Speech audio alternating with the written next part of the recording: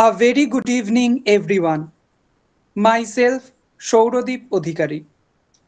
With heartfelt warmth and immense pleasure, I welcome you all to today's enlightening session organized by Modok Trainer Academy.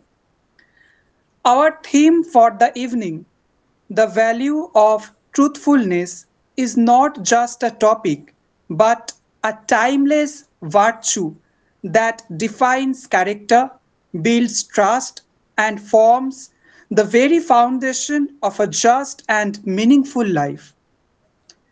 Now, I would like to share a few words with all of you about our today's eminent speaker.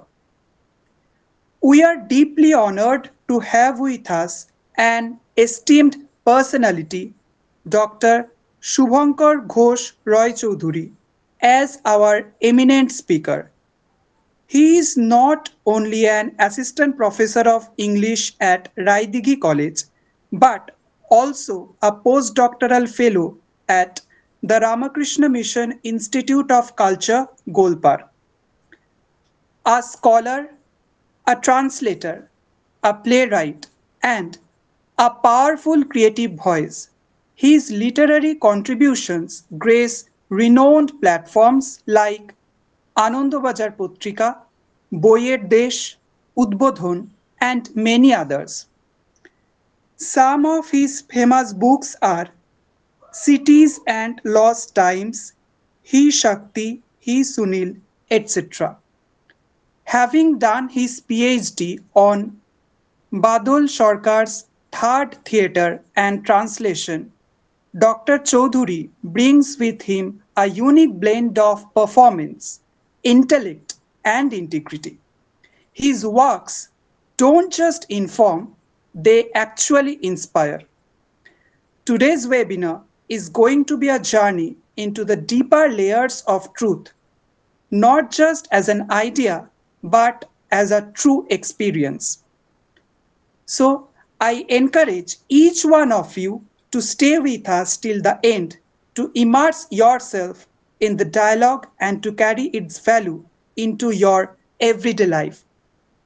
Now, with great reverence, I invite Dr. Shubhankar Ghosh Roy Choudhury to share his invaluable thought with us. Thank you all. Thank you very much for the introduction. আমার কথা পরিষ্কার শোনা যাচ্ছে কি? হ্যাঁ। আচ্ছা, ধন্যবাদ। সবাইকে নমস্কার। আমার আজকের যে আলোচনার বিষয় the value of truthfulness, Bangla ইংরেজি মিলিয়েই কিছুটা বলার চেষ্টা করব। আর এটাকে একপাক্ষিক কোনো আলোচনা হিসেবে না দেখে, যদি আমরা তো এখানে যারা উপস্থিত হই মোদক ট্রেনার একাডেমির এই লেকচারের সিরিজ যেটা হয়, তাতে আমাদের মধ্যে অনেকেই আমরা এডুকেটর, আমাদের কম বেশি বিভিন্ন সময় ছাত্রছাত্রীদের মুখোমুখি হতে হয় এবং স্কুল, কলেজ, ইউনিভার্সিটি যেখানেই আছি সেখানে পাঠ্যক্রমে যা কিছু পড়াতে হয় সে তো হয় ডিগ্রি লাভের উদ্দেশ্যে। তার পাশাপাশি আমরা আমাদের মতো করে ফর্মালি কোনো ভ্যালু এডুকেশন কোর্সের মধ্যে দিয়ে হোক বা ইনফর্মালি ক্লাসে আলোচনা, গল্প, ক্লাসের বাইরের কথাবার্তা, ইন্টারাকশন, এগুলোর মধ্যে দিয়ে হোক, আমরা তাদেরকে বিভিন্নভাবে সবসময় একেবারে আন্ডারলাইন করে হয়তো নয়, কিন্তু আমাদের যে হিউম্যান ভ্যালু সিস্টেম সেটা নিয়ে কম বেশি একটুখানি পরিচয় করানোর চেষ্টা করি। আজকের এই আলোচনাটা অনেকটা সেই জায়গা থেকেই করা যে আমরা যারা এডুকেটর, এই জিনিসটা ট্রুথফুলনেস যদি আমাদের ক্লাসে বা ক্লাসের বাইরে আমাদের ছাত্রছাত্রীদের সাথে আলোচনা করতে হয়, সেক্ষেত্রে কিভাবে আমরা অ্যাপ্রোচ করতে পারি জিনিসটাকে। আমি খুব সহজ একটা প্রশ্ন দিয়ে শুরু করছি যে what does it mean to be truthful. খুব সহজ কথায় এর উত্তর হয় যে ইট মিনস নট লাইং। কিন্তু সত্যি কথা বলতে গেলে truthfulness is something beyond that, it is far more than that.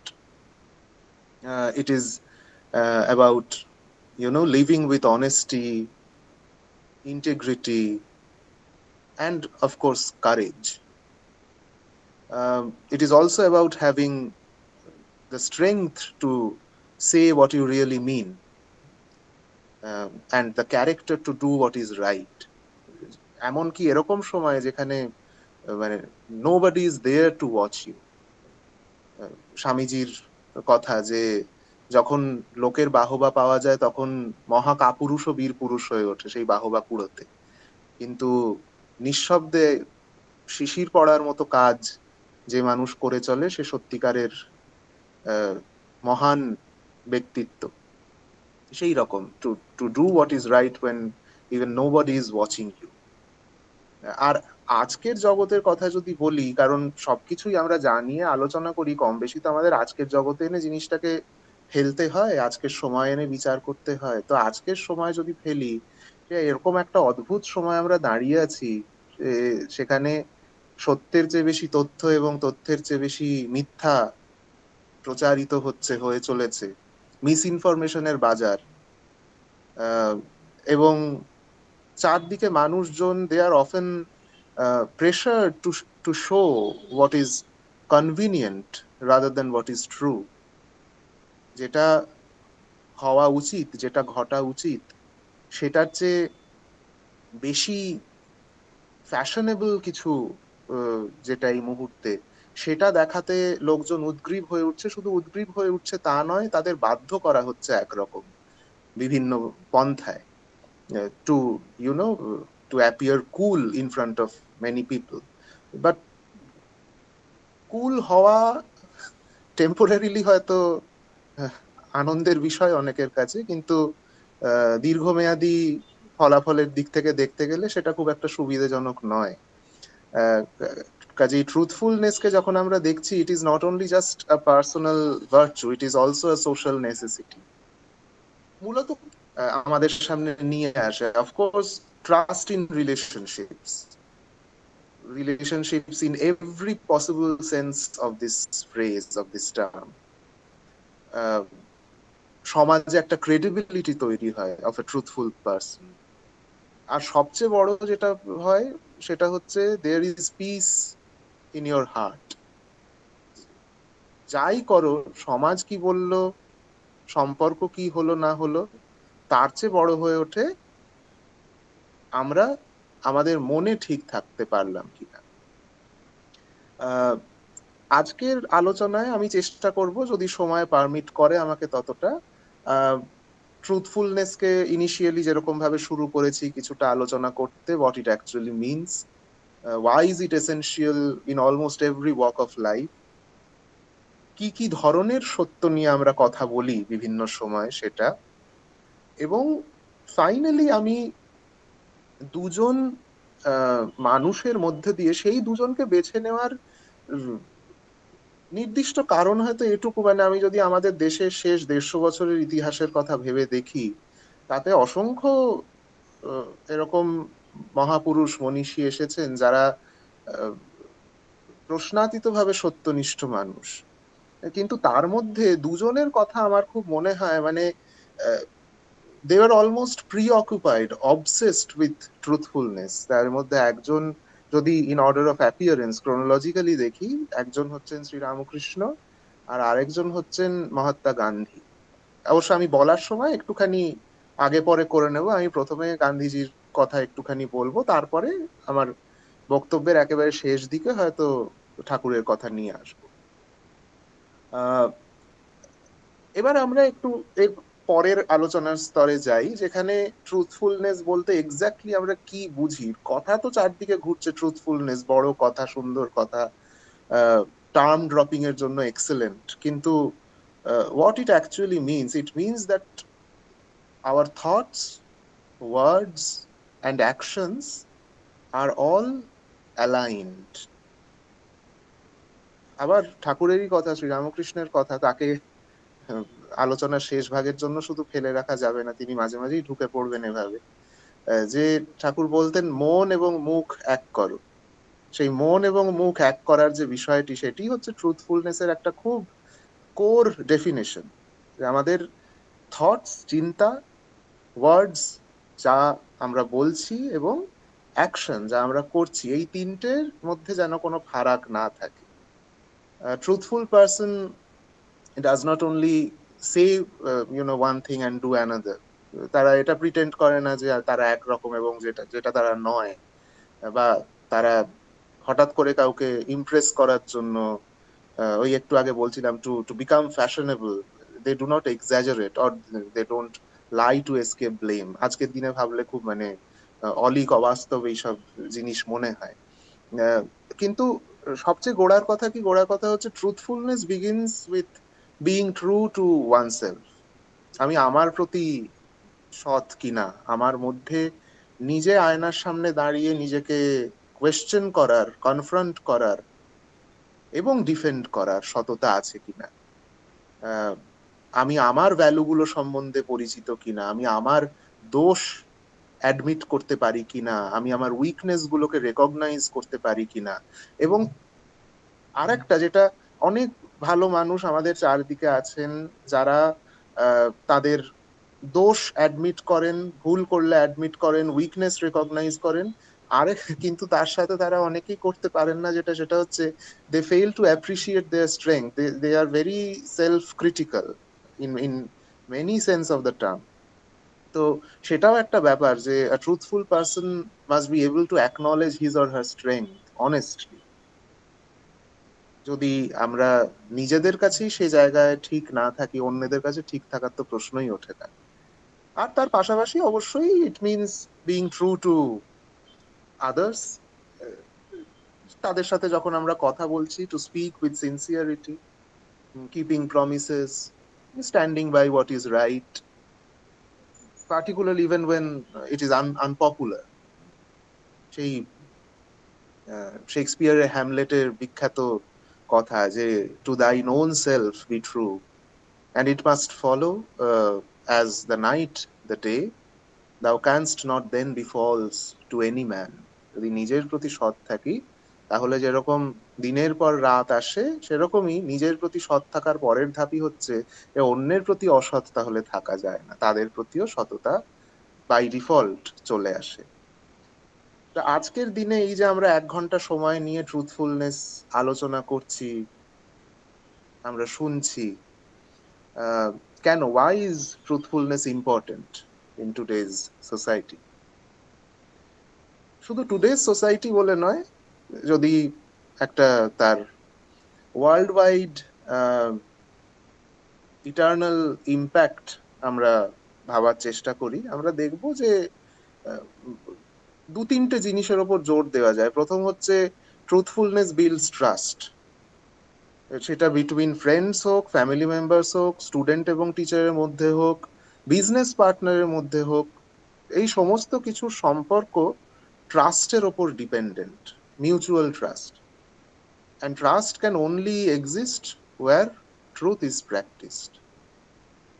So when people know they can believe your words, rely on your actions and see your honesty, তারা আমাদের সংস্পর্শে তখন অনেক বেশি সেফ ফিল করবে, অনেক বেশি ওপেন আপ করতে পারবে তাদের চিন্তা ভাবনা সমস্ত কিছু নিয়ে। আর একবার যদি কোনো একটি মিথ্যে ধরা পড়ে যায়, তারপরে সেই ট্রাস্টটা তো ভাঙে, তার চেয়েও খারাপ যেটা হয়, সেই ট্রাস্ট রিবিল্ড হতে অনেক অনেক সময় লেগে যায়। সো আমাদের চারদিকে it's a world full of manipulation and pretence. আমরা সবাই অস্বীকার করার জায়গা এখন নেই। So in such a world where the way of life is in manipulation, সেখানে being known as someone who always speaks the truth is a very rare and precious reputation that one can hold for himself or herself. দ্বিতীয় যে বিষয়টা গুরুত্বপূর্ণ আজকের দিনে ট্রুথফুলনেসের কথা ভাবতে গেলে, সেটা হচ্ছে ট্রুথফুলনেস বিল্ডস ক্যারেক্টার। ক্যারেক্টার বললেই আমার বা আমাদের অনেকের স্বামীজির কথা মনে পড়ে। স্বামীজির সে বিখ্যাত ম্যান মেকিং মিশন, তার মূল কথাই হচ্ছে ব্যক্তিত্বের গঠন, ব্যক্তিত্ব গড়ে তোলা। So truthfulness is not always easy. Sometimes telling the truth may mean facing consequences, standing alone, or admitting, and it takes immense courage. কিন্তু প্রতিবার এই এত কিছু ইফ থাকা সত্ত্বেও, এর পরে কি হতে পারে কনসিকুয়েন্সেস সেটা থাকা সত্ত্বেও, যতবার আমরা সত্যের পক্ষ নিই, সে যত ছোট ক্ষুদ্র একটা পরিস্থিতি হোক না কেন, সমস্যা হোক না কেন, যতবার আমরা সত্যের পক্ষ নিই, we strengthen our own character more than anything else. Of course, there are other factors dependent. There are other situations which change, which better with time, but it is our character that is strengthened beyond even our own imagination. We keep building inner discipline তৈরি হয়, আমাদের self respect তৈরি হয়। এই জিনিসগুলো in order to serve a society, in order to serve humanity, in order to serve this world, this earth, is extremely important. It is not about being perfect. আমাদের আজকের দিন, আজকের যুগটা তো এরকম যে প্রচন্ড ফ্ল্যাশি গ্লসি একটা যুগে আমরা বসবাস করি। সবকিছু খুব ফিটালে, একেবারে পলিশড কথাবার্তা, হোঁচট না খেয়ে কথা বলা, সবার সামনে অত্যন্ত প্রেজেন্টেবল, প্রচন্ড মিষ্টভাষী একটা চেহারা তুলে ধরলেই আমাদের মন গলে যায়, আমরা ভুলে যাই এবং সেটাকেই আমাদের মনে হয় শেষ কথা। বাট এগুলো ওই ক্ষণিকের, এর অতীতে যেটা পড়ে থাকে, এটা যত দিন যায় আস্তে আস্তে বেরিয়ে পড়ে মানুষের মধ্যে থেকে, এটা হচ্ছে it is not actually about being perfect, it is about being honest, especially when it is hard to be honest in a situation. Next হচ্ছে ট্রুথফুলনেস ব্রিংস ইনার পিস। শুরুতেই এই কথাটা তুলে এনেছিলাম যে যত আমরা মিথ্যার আশ্রয় নিই, যত আমরা প্রিটেন্ড করি, তত আমাদের পিঠে একটা বোঝা বাড়তে থাকে। কিসের বোঝা সেটা? কিসের ভয়? Fear of being exposed. যা লুকিয়েছি সেটা যদি বেরিয়ে পড়ে, এবং সারাক্ষণ সেটার জন্য যাদের মধ্যে সামান্যতম প্রিক অফ কনসিয়েন্স আছে, they live with guilt, they live with anxiety. Truthfulness, on the other hand, frees us from all these burden. We live with peace of mind. আমরা জানি we are being honest to ourselves and with the world. Living truthfully, therefore, means we have nothing really to hide. A person who has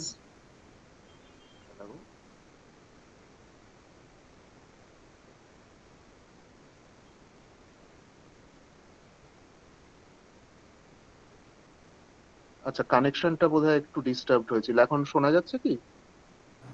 হ্যাঁ, ঠিক আছে। Okay, thank you.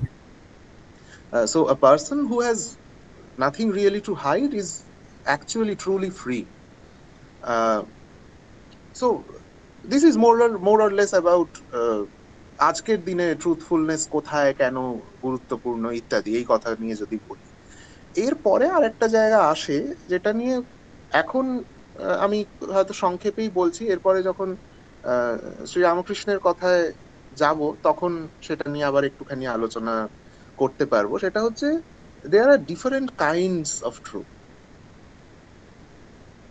আমরা সাধারণত সত্য একটি এরকম জেনে থাকি, সেই আমাদের বিখ্যাত উপনিষদের কথা, একম সদ বিপ্রা বহুধা বদন্তি।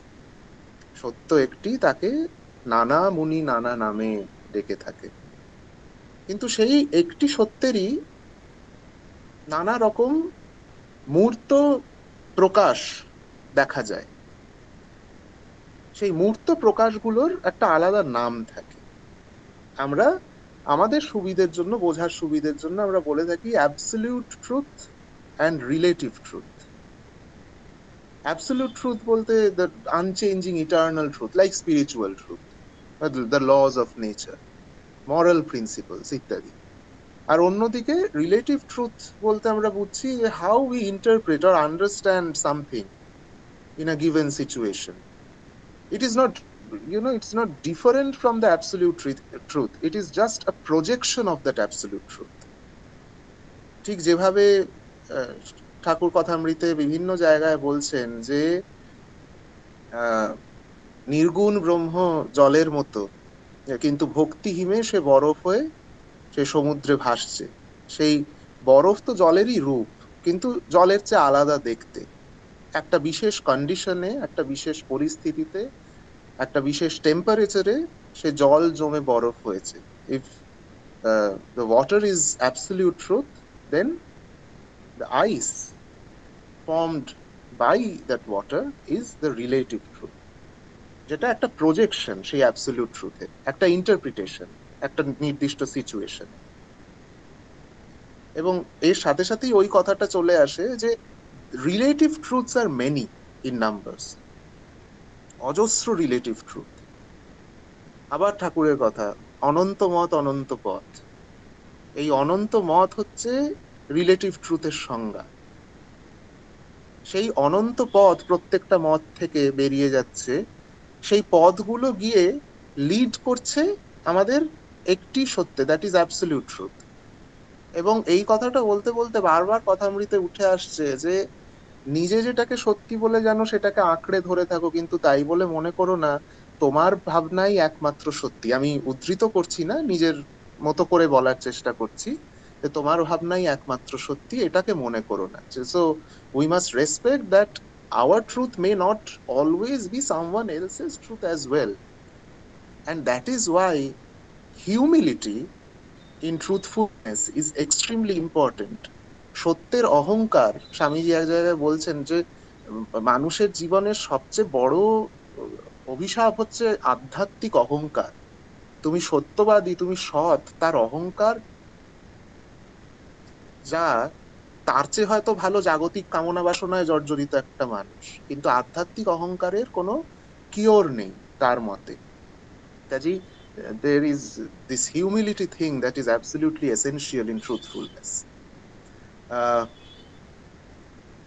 এছাড়াও ট্রুথফুলনেস এর ক্ষেত্রে আমরা মানে অ্যাবস্ট্রাক্ট কনসেপ্ট হিসেবে তো অনেকভাবে আলোচনা করা যায় ট্রুথফুলনেস কে নিয়ে। মোটামুটি আমরা যখন আলোচনা করি আমরা তো বারবার প্র্যাকটিক্যাল যে তার ইমপ্লিমেন্টেশন সেগুলো ফিরে আসার চেষ্টা করি। তো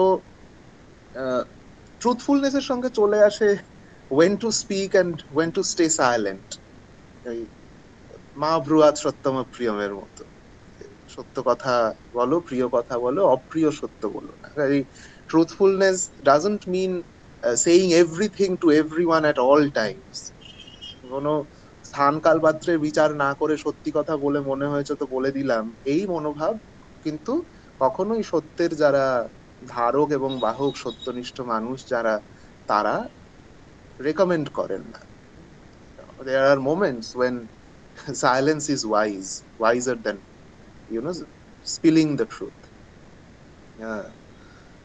বিশেষত when someone shares something in confidence, when the truth might hurt someone needlessly, when there is no need to hurt someone, when the situation calls for kindness and not bluntness. এই তৃতীয় জায়গাটা আমার মনে হয় এই আমাদের প্র্যাকটিক্যাল সিচুয়েশনে আজকের দিনে যখন আমাদের চারদিকের পৃথিবীটা ক্রমশ প্রচন্ড ইনসেনসিটিভ, ইনকিউরেবলি ইনসেনসিটিভ হয়ে যাচ্ছে। এক ধরনের তো আছে মিথ্যাচার দুর্নীতির ইনসেনসিটিভিটি, আর অন্যদিকে আবার সাংঘাতিক ভাবে আছে অনেস্টির ইনসেনসিটিভিটি। কাজেই it is mostly about being kind and not being blunt. সেটাও ট্রুথফুলনেস যারা প্র্যাকটিস করছি আমরা, তাদের একটা দেখার বিষয়। আমরা এবার এই বিমূর্ত সত্যের আলোচনাকে একটুখানি ছেড়ে এগিয়ে যাই। যে দুজনকে নিয়ে আমি আলোচনা করব ভেবেছিলাম তাদের প্রথম জনে আমি বলছিলাম যে যদিও ইন অর্ডার অফ অ্যাপিয়ারেন্স আগে শ্রীরামকৃষ্ণের কথা উঠে আসার কথা, তারপরে গান্ধীজির কথা আসার কথা, কিন্তু আমি আলোচনাটা শুরু করছি গান্ধীজিকে দিয়ে, তারপরে আমি ঠাকুরের কথায় যাব। এর মধ্যে বেশ কয়েকবার এসেও গেছে ইনফ্যাক্ট ঠাকুরের কথা। গান্ধীজির সঙ্গে সত্যকে আমরা ওই কয়েনের এপিটোপিটের মতো দেখি। গান্ধীজির autobiography, my experiments with truth, my experiments with what, with truth, তার গোটা অটোবায়োগ্রাফিটারই নাম হয়ে গেল সত্যের সঙ্গে আমার পরীক্ষা, সত্যকে নিয়ে আমার পরীক্ষা। এক জায়গায় গান্ধীজি বলছেন যে truth is the sovereign principle of my life, it includes many other principles and they would have no meaning if truth did not exist. এক এবং একমাত্র প্রিন্সিপাল যেটার উপর আর আমার জীবনের সমস্ত কিছু দাঁড়িয়ে আছে, that is truth.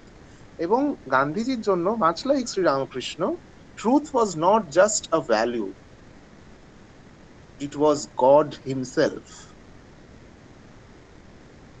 Gandhiji believed that every time we live truthfully, we come closer to the divine. God, in whatever form, in whatever name you wish to call that entity, that energy, that strength, that force, or whatever, we come close to the divine. আমরা যদি গান্ধীজির জীবনী, মানে আত্মজীবনী পড়ি, সেখানে বিভিন্ন এরকম নিদর্শন পাওয়া যায়, হয়তো অনেকেরই আমাদের সেটা সম্বন্ধে কিছু জানা, যে ছোটবেলায় রাজা হরিশ্চন্দ্রের কাহিনী পড়ে তার বড় হয়ে ওঠা, সেই রাজা হরিশ্চন্দ্রের কথা জানা, who gave up everything to keep his word, এই গল্পগুলো গান্ধীজিকে একসময় ডিপলি মুভ করতো। And keeping in mind that at that point of time he was in an impressionable age, এই গল্পগুলোর প্রভাব, এই আখ্যানগুলোর প্রভাব গান্ধীজির ওপর ইমেন্স ছিল। ওই কাঁচা মাটিকে একটা ছাঁচে ফেলে দেওয়ার মতো। স্কুলের একটা ঘটনা গান্ধীজি এক জায়গায় রিকাউন্ট করছেন, যে একটা পরীক্ষায় গান্ধীজি লিখছেন এবং সেখানে তিনি কেটল বানানটা ভুল করেছেন, কেটলি, সেই কেটল বানানটা ভুল করেছেন। সেটা তার যিনি শিক্ষক সেই স্কুলে খেয়াল করেছেন, তিনি খেয়াল করে গান্ধীজিকে ইশারায় বলছেন যে তোমার পাশের ছেলেটি নিজের স্লেটে ঠিক বানানটা লিখেছে, ওকে দেখে লিখে নাও ওর ঠিক বানানটা। এবং এই ঘটনা উল্লেখ করে গান্ধীজি তার অটোবায়োগ্রাফিতে বলছেন, it was beyond me to understand, গান্ধীজির প্লেন অ্যান্ড সিম্পল ল্যাঙ্গুয়েজ সেখানে সেইভাবে বলছেন, it was beyond me to understand that the teacher who was there to stop cheating was himself suggesting I cheat. এই যে একটা ছোট্ট মুহূর্ত, এই বিরাট অটোবায়োগ্রাফিতে হার্ডলি একটা প্যারাগ্রাফ, 6-7টা লাইন, কিন্তু এই একটা ছোট্ট মুহূর্ত আমাদের দেখিয়ে যাচ্ছে যে a child choosing honesty over good mark, it shows the roots of Gandhi's lifelong devotion to truth.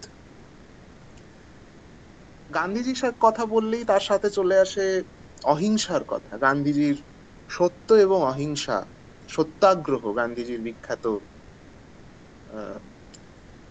কি বলবো বৈপ্লবিক চিন্তা, সেই সত্যাগ্রহের সাথে অহিংসার যোগ। গান্ধীজি বিভিন্ন জায়গায় দাবি করেছেন যে ট্রুথ এবং নন ভায়োলেন্স তার কাছে ইনসেপারেবল, আলাদা করে দেখা সম্ভব নয় তার পক্ষে। বলছেন, truth is my God, ahimsa is the means to realise him. সত্য যদি ঈশ্বর হয়, অহিংসা হচ্ছে পাথ, তাতে যাওয়ার পথ। এই দেখুন, এখানে আবার আমরা সত্যকে পেলাম অ্যাবসলিউট ট্রুথ হিসেবে, অহিংসাকে পেলাম রিলেটিভ ট্রুথ হিসেবে। একটা নির্দিষ্ট সিচুয়েশনে, একটা নির্দিষ্ট কন্ডিশনে আমরা অহিংসা চর্চা করছি, সেই অহিংসা সত্যনিষ্ঠ অহিংসা, যা আমাকে সত্যের পথে চালিত করছে। এই অ্যাবসলিউট ট্রুথ এবং রিলেটিভ ট্রুথ কথাটা আমাদের ট্রুথফুলনেসের আলোচনায় বারবার ফিরে আসছে এবং আসবে, এবং এই জায়গাটা আমার মনে হয় আমাদের ছাত্রছাত্রীদের কাছে, আমাদের এডুকেটর আমরা যারা আছি, আমাদের প্রত্যেকের কাছে খুব স্পষ্ট থাকা প্রয়োজন যে রিলেটিভ ট্রুথ যতক্ষণ আমরা সেই পথে আছি, দে আর ট্রু অফকোর্স, কিন্তু whenever we reach the absolute truth, the relative truths become just the means to attain that absolute truth. যেরকম ধরে নেওয়া যাক, অসংখ্য পথ আছে, প্রতিটা পথই আমাকে কোনো না কোনো ভাবে ঘুরপথে হোক, অল্প সময় হোক, বেশি সময় হোক, আমাকে নিয়ে যাচ্ছে আম গাছের কাছে। আমি আমটা সেখানে গিয়ে পেড়ে খাবো। সেই আম গাছটার কাছে পৌঁছানো, আম পেড়ে খাওয়া, this is the absolute truth. আর এই পথগুলো আমাকে যেখান দিয়ে নিয়ে যাক, ঝোপঝাড় বন বাদারের মধ্যে দিয়ে নিয়ে যাক, ভালো বাগানের মধ্যে দিয়ে নিয়ে যাক, রাজপথের মধ্যে দিয়ে নিয়ে যাক, এগুলো হচ্ছে রিলেটিভ ট্রুথ। এই তফাৎটুকু আমরা যদি করতে পারি, ইট বিকামস ভেরি ইজি। আজকে আমরা অ্যাবসলিউট ট্রুথে পৌঁছইনি বলে সেটা নেই, এটা বড় বাজে যুক্তি। আজকের দিনে বারবার আমরা শুনি এই যুক্তির কথা। এই অ্যাবসলিউট ট্রুথ রিলেটিভ ট্রুথ ঘেঁটে গেছে বলে আজকের দিনে আমি যদি আজকে হঠাৎ দাবি করি যে পথগুলোই আম গাছ, পথগুলোই আম, সেটা তো হয় না। এই চারদিকে যা কিছু আমরা দেখে চলেছি তাতে এটাই হয়েছে, পথগুলোকে আম মনে করে ফেলায়, রিলেটিভ ট্রুথকে অ্যাবসলিউট ট্রুথ মনে করে ফেলায় নানা রকম সমস্যার সৃষ্টি হয়েছে। গান্ধীজিরও এই জায়গাটা, means to realise that absolute truth. গান্ধীজি বিশ্বাস করতেন যে truth should never be forced through violence or hatred. সত্যি বিশ্বাস করানোর জন্য বল প্রয়োগ, হিংসার প্রয়োজন হয় না। ইনস্টেড লাভ, পেশেন্স, পিসফুল রেজিস্ট্যান্স, এই সমস্ত কিছু মানুষকে সত্যনিষ্ঠ করে রাখে। গান্ধীজি নিজে একটা সময় বিভিন্ন জায়গায় তার বক্তৃতায়, তার লেখায়, চিঠিতে এই অ্যাবসলিউট ট্রুথ, রিলেটিভ ট্রুথ নিয়ে কথা বলছেন। খুব সুন্দরভাবে উনি ডিফাইন করছেন যে I write the truth as I see it. Absolute truth is God, beyond reach. But I must live by the relative truth as I understand it. Gandhiji accept করছেন যে no one has a complete view of truth with capital T, which is God, according to Gandhi, according to Sri Ramakrishna as well. But কি insist করছেন বারবার, যে যেটার আমরা সম্পূর্ণ view পাইনি সেটাকে আমি আঁকড়ে যদি তার হয়ে কথা বলতে যাই, তর্ক করতে যাই, তাহলে সেটা একটা খুব খিচুড়ি ব্যাপার হবে। তার বদলে আমরা কি ফলো করব? The truth as it appears to us, the relative truth, sincerely, Hanbali we should follow the path of relative truth. And this path of relative truth actually made Gandhi both confident in his convictions and open to correction. Confident in his convictions আমরা বুঝতে পারি, যেটা আমার জ্ঞান আছে, যেটা আমি বিশ্বাস করি, যেটাকে আমি পূর্ণাঙ্গভাবে জেনেছি বলে আমার মনে হয়, সেটা আমার বিশ্বাস অবশ্যই থাকবে, সেই কনভিকশন অবশ্যই থাকবে। আর এই ওপেন টু কারেকশন বিষয়টা হচ্ছে সেই আলোচনার শুরুর দিকে হিউমিলিটির কথা বলছিলাম, to accept our flaws, to accept that there are other paths as well to reach the same goal. It's like that.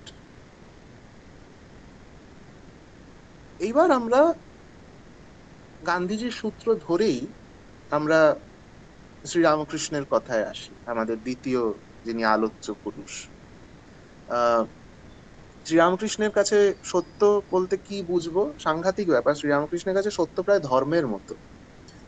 এবার আমি নিজে এই বিষয়টা খুব ফেস করেছি বিভিন্ন সময়, যে যখনই বিশেষত ছাত্রছাত্রীদের মধ্যে শ্রীরামকৃষ্ণের ধর্ম এই নিয়ে কথা বলতে শুরু করেছি, ছাত্রছাত্রীদের মধ্যে এই জিনিসটা থাকা অস্বাভাবিক নয়। আমি পেয়েওছি যে এই ধর্ম বললে তারা একটুখানি বেঁকে বসে, তারা একটুখানি যে আবার শ্রীরামকৃষ্ণের ধর্ম কেন? ঠিক আছে, ট্রুথফুলনেস বুঝছি, কিন্তু তার সাথে আবার ধর্মের কিরকম কি যোগ আছে। এটা আমাদের এত অসুবিধা হয় বুঝতে এই জন্য যে এই বয়সে, মানে ছাত্রছাত্রীরা যে বয়সের মানুষজন, সেই বয়সে আমরা সাধারণত কিছু বহিরাচরণের দ্বারাই ধর্মকে বুঝে থাকি। বিধিসম্মত পূজা পাঠ, কাসর ঘন্টা, ধূপ দ্বীপ জেলে আরতি, মন্ত্রপাঠ, যাগযজ্ঞ, তিলক, গৈরিক বস্ত্র, ফেজ টুপি, ক্রস, এই সমস্ত কিছু আমাদের কাছে রিচুয়ালিস্টিক রিলিজিয়নের প্রকাশ। কিন্তু ধর্ম কথাটার আর একটা খুব, মানে যেটাকে আমরা বলি কি বলে ইংরেজিতে, এটিমোলজিক্যাল একটা অর্থ, ব্যুৎপত্তিগত একটা অর্থ আছে, যে যা কিছু আমাদের মানব জীবনকে ধারণ করে তাই ধর্ম আমরা বলে থাকি। তাহলে আমরা যে মান এবং হুঁশ সমন্বিত মানুষ হয়ে এক একটা জীবন বাঁচবো, তাকে ধারণ করবে কে? অবশ্যই আমাদের আদর্শ, আমাদের নীতিবোধ, আমাদের মূল্যবোধ। তাহলে শ্রীরামকৃষ্ণের ধর্ম কি? যে তার এই মানব জীবনে আশৈশব যে নীতি, মূল্যবোধ ও আদর্শ তাকে ধারণ করেছে, এবং পক্ষান্তরে লোক গুরু বা লোক শিক্ষক রূপে তিনি ঈশ্বর অভিমুখী যে আদর্শ ও বোধের ধারণ ও প্রসার করেছেন, তাই শ্রীরামকৃষ্ণের ধর্ম, সহজ কথায় যদি আমরা বোঝানোর চেষ্টা করি। এবার মানে আমি শ্রীরামকৃষ্ণের ধর্মের সঙ্গে সত্যকে প্রায় সম্পৃক্ত করে আলোচনা করছি, যে জন্য শ্রীরামকৃষ্ণের ধর্ম সম্বন্ধে আরো কয়েকটি কথা আমার এখানে বলা প্রয়োজন বলে মনে হচ্ছে। এই ধর্ম কথাটিকে আমরা খুব সহজেই সত্য দিয়ে রিপ্লেস করে দিতে পারি। কাজেই মনে করবেন না যে মানে আমি বিষয়টা থেকে ডাইগ্রেস করে অন্য কিছু আলোচনা করছি। এই শ্রীরামকৃষ্ণের ধর্মের সঙ্গেই সত্য জড়িয়ে আছে। এই কথাটার আরেকটুখানি গভীরে আমরা ঢুকি। বলে রাখা ভালো যে শ্রীরামকৃষ্ণের ধর্ম কথাটা কিন্তু আমাদের সৃষ্ট নয়। শ্রীরামকৃষ্ণ's রিলিজিয়ন এই কথাটা ব্যবহার করছেন স্বয়ং স্বামী বিবেকানন্দ। 1901 সালে রামকৃষ্ণ সংঘের ট্রাস্টের যে দেবোত্তর ডিড এবং ডিক্লারেশন, তার ড্রাফট স্বামীজি রেডি করে রেজিস্টার করেছিলেন হাওড়ার সাব রেজিস্ট্রি অফিসে। সেই দলিলে তিনি নিজের আত্মপরিচয় জ্ঞাপন করছেন যে স্পিরিচুয়াল পিউপিল অফ শ্রীরামকৃষ্ণ, এবং সেখানেই এই কথাটা উল্লেখ করা ছিল সেই দলিলে, যেখানে জায়গাটা আছে লেখার জন্য ফেথ অফ দ্য মিশন। এই যে রামকৃষ্ণ মিশন প্রতিষ্ঠিত হচ্ছে, তার ফেথ কি? এই উত্তরে বারবার উল্লিখিত হচ্ছে দ্য রিলিজিয়ন অফ শ্রীরামকৃষ্ণ বা দ্য রিলিজিয়ন প্রিচড বাই শ্রীরামকৃষ্ণ। এই যে রিলিজিয়ন প্রিচড বাই শ্রীরামকৃষ্ণ কেমন ছিল, সেটা এই সম্বন্ধে আরো কিছুটা আমরা ধারণা পেতে পারি আর একটা দলিল থেকে। সেটা হচ্ছে রামকৃষ্ণ সংঘের সভ্য সাধারণ যারা, তারা সদস্যপদ যখন গ্রহণ করেন, তাদের দুটো ডিক্লারেশনে সই করতে হয়। সেগুলো কি কি আমি একদম সেই মানে ডিক্লারেশনটাই পড়ে শোনাচ্ছি, তারপর আমরা আলোচনাটায় ফিরছি। দুটো পয়েন্ট থাকে। প্রথমটা হচ্ছে, আই লুক আপন Sri Ramakrishna as an illustration and embodiment of the religion eternal, R capital E capital, religion eternal, whose life and teachings help one to understand the plan and purpose, এই কথাটা প্লিজ একটু খেয়াল করবেন সবাই, the plan and purpose of all religions of the world and their underlying truth and harmony. আর 2 নম্বর point কি? 2 নম্বর পয়েন্ট হচ্ছে, I look upon all religions as paths to God and shall try to live in peace and fellowship with the followers of all religions. এই দ্বিতীয় যে ডিক্লারেশনটা থেকে শ্রীরামকৃষ্ণের সর্বধর্ম সমন্বয়কারী যে ভাব, সেটা পাওয়া যায়, এটা আমাদের পক্ষে বোঝা সহজ। কিন্তু আমি বিশেষভাবে দৃষ্টি আকর্ষণ করব প্রথম ডিক্লারেশনটায়, তার পার্টিকুলার কিছু কথায়, whose life and teachings help one to understand the plan and purpose of all religions. দুটো শব্দ, প্ল্যান এবং পারপাস। যদি আমরা একটু সমার্থক শব্দ খোঁজার চেষ্টা করি, কি পাবো? আমরা পাবো মিনস অ্যান্ড এন্ড। পারপাস হচ্ছে এন্ড, একটা এন্ড থাকবে, এন্ড গোল থাকবে, একটা পারপাস থাকবে, উদ্দেশ্য থাকবে, এবং সেই উদ্দেশ্যকে সার্থক করার জন্য, সেই উদ্দেশ্যে পৌঁছানোর জন্য কিছু প্ল্যান থাকবে, বিধেয় থাকবে। এবার শ্রীরামকৃষ্ণ যে ধর্মজীবন যাপন করেছিলেন বা প্রসার করেছিলেন, তার মূল লক্ষ্য কি, এ নিয়ে কোনো আলোচনার অবকাশ ঠাকুর রাখেননি, স্পষ্ট ভাষায় বারবার বলে দিচ্ছেন, লক্ষ্য হলো ঈশ্বর লাভ। বারবার উঠে আসছে মানব জীবনের উদ্দেশ্য ঈশ্বর লাভ। এখন ঈশ্বর লাভ যে করবো, সে তার অ্যাকশন প্ল্যানটা কি আমার, এবং এখানেই শ্রীরামকৃষ্ণের ধর্মের ইউনিকনেস, অরিজিনালিটি।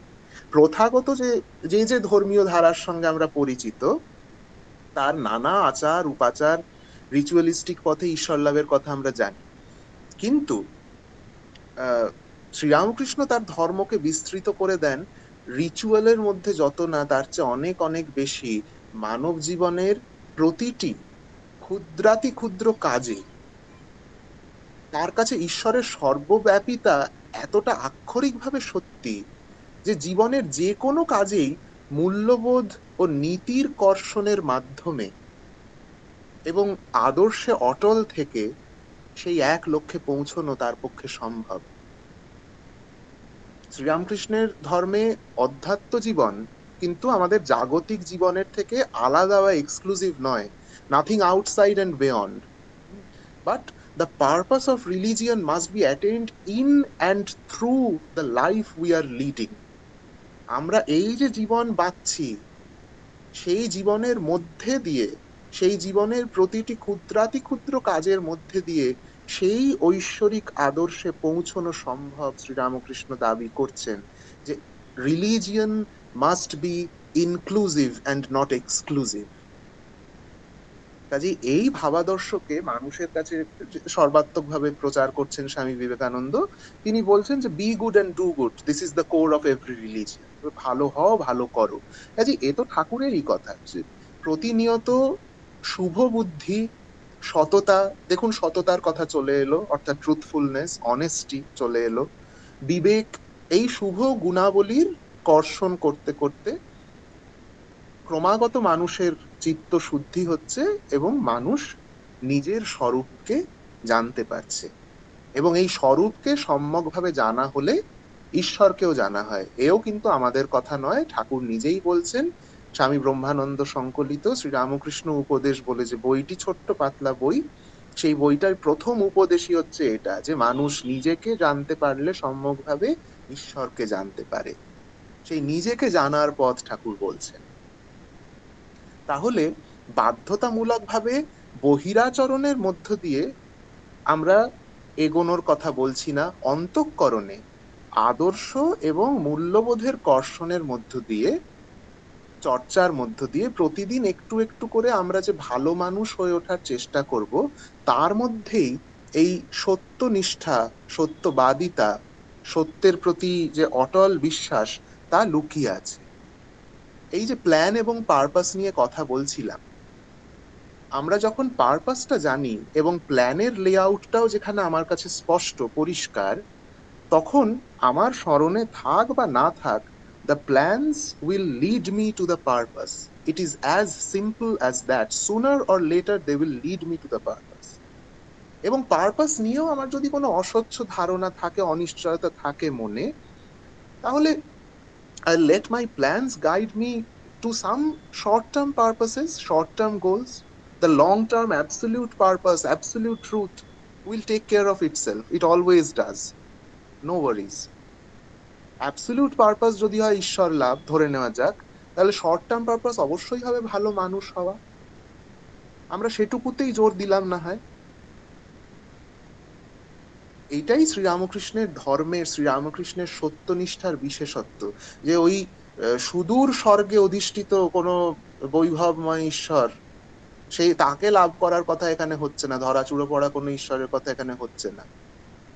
ঈশ্বর সর্বব্যাপী চৈতন্য স্বরূপ হয়ে যদি আমাদের জগতের প্রতিটি কণায়, কাজে, ভাবনায় বিরাজ করেন, তবে সামান্য কোনো কাজও যদি আমরা শ্রদ্ধার সঙ্গে, সত্যনিষ্ঠার সঙ্গে, ঔদার্যের সঙ্গে, ঔদার্য আসবে সেই হিউমিলিটির পথ ধরে, ঔদার্যের সঙ্গে আমরা অনুষ্ঠান করি, তাহলে সেই কাজের ভাবনার অভ্যন্তরস্থ যে ঈশ্বরকণা, তাকে কিন্তু আমরা লাভ করতে পারবো। শ্রীরামকৃষ্ণের এই বাণী বিভিন্ন জায়গায় কথামৃতে সবচেয়ে বেশি করে সঞ্চিত আছে। কত বাণীর মধ্যে দিয়ে আমরা তাকে পাই, তার মধ্যে কয়েকটার কথা আমরা বলতে পারি। শুধু কথামৃতে এক জায়গায় ঠাকুর বলছেন দীর্ঘ একটা অংশ জুড়ে যে সব পথ দিয়েই তাকে পাওয়া যায়, সব ধর্মই সত্য। ছাদে ওঠা নিয়ে বিষয়, তা তুমি পাকা সিঁড়ি দিয়ে উঠতে পারো, কাঠের সিঁড়ি দিয়ে বাঁশের সিঁড়ি দিয়ে উঠতে পারো, আর দড়ি দিয়ে উঠতে পারো, আবার একটা আছলা বাঁশ দিয়েও উঠতে পারো। এই যে পাকা সিঁড়ি, কাঠের সিঁড়ি, বাঁশের সিঁড়ি, আছলা বাঁশ, দড়ি, এই সবগুলো রিলেটিভ ট্রুথ। ছাদে পৌঁছানোটা হচ্ছে অ্যাবসলিউট ট্রুথ। এই যে হিউমিলিটির কথা আমরা বারবার বলছি, এর আগেও দু একবার বলেছি, এখনো বললাম, সেই সূত্রে ঠাকুরের একটি কথা কথামৃত থেকে আমি তুলে আনছি। এবার আমি সরাসরি এক্সাম্পল গুলোয় ঢুকে যাচ্ছি। এক জায়গায় বলছেন যে যদি বলো ওদের ধর্মে অনেক ভুল, ওদের মানে যে যেই ধর্ম থেকে কথা বলছে তার কাছে পরের ধর্ম বলতে যা বোঝানো হতে পারে সেটা, ওদের ধর্মে অনেক ভুল কুসংস্কার আছে। আমি বলি তা থাকলেই বা সকল ধর্মেই ভুল আছে। সবাই মনে করে আমার ঘড়ি ঠিক যাচ্ছে, ব্যাকুলতা থাকলেই হলো, তার উপর ভালোবাসা টান থাকলেই হলো। তিনি যে অন্তর্যামী, অন্তরের টান ব্যাকুলতা দেখতে পান। মনে করো এক বাপের, কি সুন্দর এই উদাহরণটা, এক বাপের অনেকগুলি ছেলে, বড় ছেলেরা কেউ বাবা কেউ পাপা এসব স্পষ্ট বলে তাকে ডাকে। যারা বা কি পা পর্যন্ত বলতে পারে, বাবা কি তাদের ওপর রাগ করবেন? বাবা কি জানেন না ওরা আমাকেই ডাকছে, তবে ভালো উচ্চারণ করতে পারে না। বাপের কাছে সব ছেলেই সমান। এই বাপ বলে যাকে উল্লেখ করছেন, তাকে যদি আমরা আমাদের বোঝার সুবিধের জন্য অ্যাবসলিউট ট্রুথ বলে ধরি, এবং তাকে ডাকার যে বিভিন্ন নামগুলো, বাবা পাপা বা পা আরো যা কিছু অদ্ভুত শব্দ বাচ্চারা বলে থাকে, সেগুলোকে যদি আমরা রিলেটিভ ট্রুথ বলে ধরি, সেই বাচ্চাটির কাছে তার বয়সে, তার উচ্চারণের ক্ষমতায়, তার ভাষা জ্ঞানে সেই উচ্চারণটাই তার বাবাকে ডাকার পথ। সেই পথটা তার কাছে সত্যি। That kid is being true to himself or herself. সে যদি বাবা না বলে, তাতে তার সঙ্গে বাবার সম্পর্ক মিথ্যে হয়ে যায় না। আবার এক জায়গায় বলছেন ঠাকুর এই একই সূত্র ধরে, রিলেটিভ ট্রুথের সূত্র ধরেই, যে ভক্তেরা তাকে নানা নামে ডাকছে, কিন্তু ডাকছে এক ব্যক্তিকেই। এক হিন্দুরা জল খাচ্ছে এক ঘাটে, বলছে জল। মুসলমানরা আরেক ঘাটে খাচ্ছে, বলছে পানি। ইংরেজরা আরেক ঘাটে খাচ্ছে, বলছে ওয়াটার। আবার অন্য লোক এক ঘাটে খাচ্ছে, বলছে অ্যাকুয়া। এক ঈশ্বর, তার নানা নাম। এই নামগুলো জল, পানি, ওয়াটার, অ্যাকুয়া হয়ে যাচ্ছে আমাদের কাছে রিলেটিভ ট্রুথ, আর জল পান করাটা হয়ে যাচ্ছে আমাদের কাছে অ্যাবসলিউট ট্রুথ। সেই একই জিনিস আমরা গ্রহণ করছি।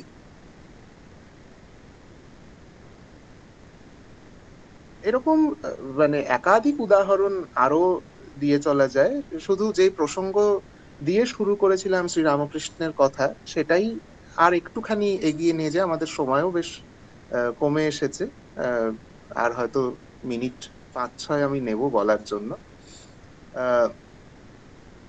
আমরা শ্রীরামকৃষ্ণের প্রসঙ্গে যখন এলাম, তখন এটা নিয়ে আমরা কথা বলছিলাম যে শ্রীরামকৃষ্ণের কাছে সত্য এবং ধর্মের মধ্যে কোনো বিভেদ নেই, কোনো তফাৎ নেই। তিনি এমন ভাবেই সত্যকে দেখেন। এবং আপনারা কথামৃতে একটা খুব আমার কাছে মানে এটা একটি অত্যাশ্চর্য প্রার্থনা ঠাকুরের বিভিন্ন সময় বিভিন্ন প্রার্থনার কথা জানা যায়। মায়ের কাছে তো সবচেয়ে বেশি, রামের কাছে, জগন্নাথের কাছে তার প্রার্থনার কথা আমরা জানতে পারি। তো রাধা গোবিন্দের মন্দিরে তার প্রার্থনার কথা আমরা জানতে পারি।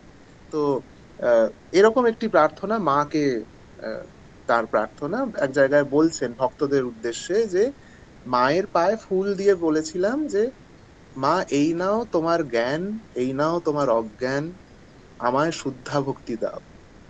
এই নাও তোমার সূচি, এই নাও তোমার অসুচি, আমায় শুদ্ধা ভক্তি দাও। এই নাও তোমার ভালো, এই নাও তোমার মন্দ, আমায় শুদ্ধা ভক্তি দাও। এই নাও তোমার পুণ্য, এই নাও তোমার পাপ, আমায় শুদ্ধা ভক্তি দাও। বলছেন, যখন এইসব বলেছিলুম তখন এ কথা বলতে পারিনি, মা এই নাও তোমার সত্য, এই নাও তোমার অসত্য। সব মাকে দিতে পারলুম, সত্য মাকে দিতে পারলুম না। এই যে তিনি ঈশ্বরের কাছে তার শরীরের প্রতিটি কণা সমর্পিত এমন মানুষ, ঈশ্বর ভাবনার কাছে, ঈশ্বর চেতনার কাছে শ্রী রামকৃষ্ণ সম্পূর্ণরূপে নিমজ্জিত সমর্পিত একজন মানুষ। তিনিও ঈশ্বরকে ভক্তি লাভের জন্য সবকিছু দিতে প্রস্তুত, কিন্তু কি দিতে প্রস্তুত নন? সত্য দিতে প্রস্তুত নন। তার প্রাণাধিক প্রিয় মাকে তিনি সত্য দিতে প্রস্তুত নন, সত্যের সাথে আপোষ নয়। বারবার ঠাকুরের কথা, কলির তপস্যা সত্য কথা, সত্য কথা কলির তপস্যা, যে অন্নগত প্রাণ এখানে ওই যাগ যজ্ঞ করে বিরাট তপস্যায় কোনো লাভ নেই। Stick what is true, stick to what is true, stick to your truth, এবং সেই সত্যকে আঁকড়ে ধরে থেকে আমরা ক্রমশ সত্য নিষ্ঠার দিকে চর্চার মধ্য দিয়ে এগিয়ে যেতে পারি। এই এই প্রসঙ্গে ঠাকুরের উদাহরণ তো অনেক পড়লাম, আরেকটি উদাহরণের কথা আমার মনে পড়ে। স্বামী প্রেমেশানন্দজি, তিনি এক ভক্তকে চিঠি লিখছেন, রামকৃষ্ণ ভক্ত। সেখানে তিনি বলছেন যে যদি তুমি রামকৃষ্ণ ভক্ত হও এবং যদি মসজিদে আজানের স্বর শুনে তোমার মনে হয় সে তোমার প্রভুকেই ডাকছে, তবে বুঝবে তুমি শ্রী রামকৃষ্ণের নাম নেওয়ার যোগ্য হয়েছ। এই কথাটি দিয়ে আমি আজকে শেষ করি। শ্রী রামকৃষ্ণের নাম নেওয়ার যোগ্য হয়েছি। শ্রী রামকৃষ্ণ আমার ইষ্ট, যাকে আমি ভক্তি করি, ভালোবাসি, ঈশ্বর জ্ঞানে পূজা করি। সেই যাকে ঈশ্বর জ্ঞানে পূজা করি, আমার পাশের বাড়ি, আমার প্রতিবেশী, আমার পাশের পাড়ার মানুষ আর কাউকে একই ভক্তিতে, একই ঈশ্বর জ্ঞানে পূজা করে চলেছেন, ভালোবেসে চলেছেন।